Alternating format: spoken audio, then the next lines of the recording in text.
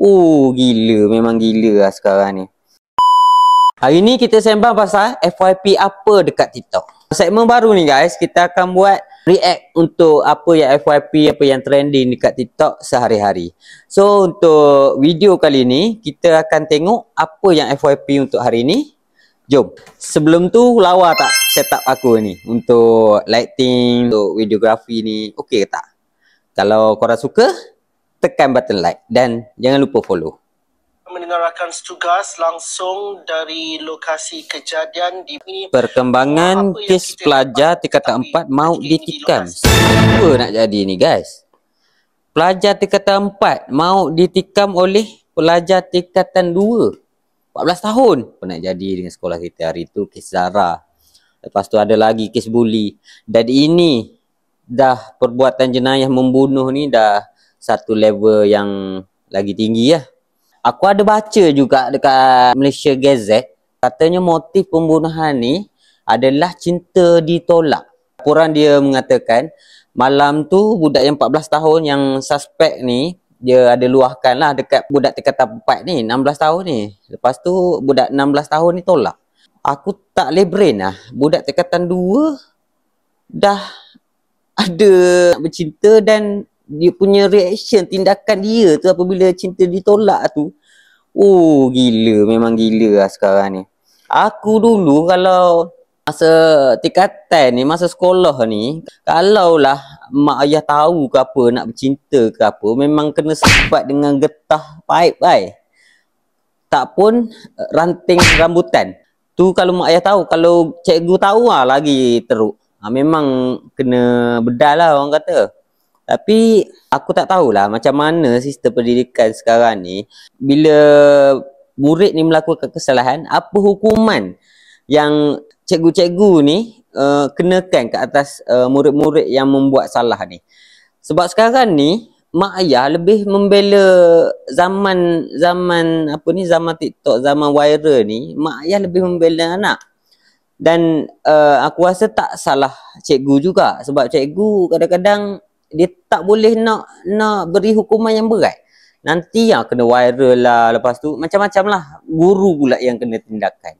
Didikan pertama bermula di rumah. So mak ayah tolonglah pantau anak-anak berkawan dengan siapa, apa yang dia buat kat dalam bilik. Dulu orang tua risau kalau anak-anak ni keluar tak kisahlah petang ke malam ke. Kalau aku dulu kena balik sebelum maghrib.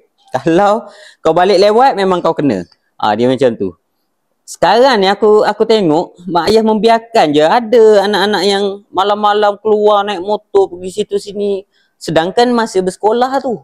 Jadi aku haraplah YB Menteri Fadlina Siddiq mengambil tindakan yang drastik sebab kes-kes buli, kes jenayah berlaku kat sekolah ni. Semalam kalau tak silap Kirogol. Budak tingkatan 5 rogo budak tingkatan 3 dan rakam lagi tu. Kalau dewasa pun tindakan tu adalah jenayah yang orang kata hukuman boleh dikatakan sebat juga babe. Macam mana budak-budak ni boleh terfikir nak buat benda tu? Kita pun tak tahulah nak react macam mana, tak tahu nak komen macam mana dengan kita punya persekolahan sekarang ni. Wife aku cikgu sekolah juga. Tapi prasekolah lah. Prasekolah ni di awal pendidikan. Jadi kat situ pun sebenarnya buli ni kadang-kadang kita tak perasan. Perbuatan dan perkataan yang keluar daripada budak-budak ni, orang kata berkutik perbuatan buli ni dengan ayat aku tak nak kawan lah dengan kau. Itu dah macam ugutan kepada rakan sekelas. So benda ni memang ni banyak berlaku lah. Dan guru-guru pun nak ambil tindakan yang tegas pun dah tak boleh lah sekarang. Jadi aku mohonlah pendapat akulah, mohon YB Menteri mengambil tindakan yang sewajarnya. Cuba fikirkan apa yang perlu dilakukan untuk sekolah, tak kira lah sekolah rendah ke sekolah menengah ke. Cuba fikirkan macam mana untuk menghalang benda-benda ni berlaku. Dulu ada juga buli masa aku sekolah dulu, ada juga buli guys. Aku ingat masa sekolah rendah tak ni sangat lah. Sekolah menengah lah aku ingat, senior-senior kan. Lagi yang senior, kalau dekat sekolah teknik orang tahu lah. Sekolah teknik lagi gila. Dia punya ragging dia memang lagi gila. Cuma bagi akulah, aku jenis menyesuaikan diri dengan situasi.